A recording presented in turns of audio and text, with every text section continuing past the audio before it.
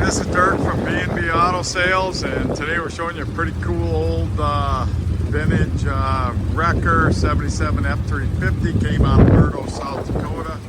As you can see, the old service station is no longer there. Got a few dents and dings and faded paint, but that kind of makes it kind of cool.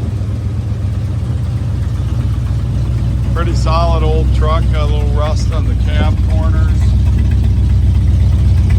We did a little work on the floor and stuff, put some metal in there, put a new mat in it, put a new seat cover in it. So did a little restoration, needs a windshield. Steering wheel's cracked a little bit, but runs and drives good. You can probably hear it running, but I'll have a running video. Everything works back here. Generator works, tow truck, we've tried it. It all works, and you can see it's part of the museum out there for a while.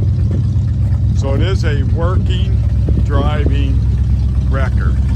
So if you want kind of a cool vintage wrecker for your shop, yeah, like I said, the cab corner's got a little rust in them.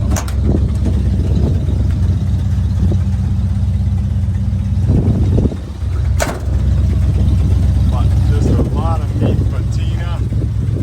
Makes it a pretty cool truck.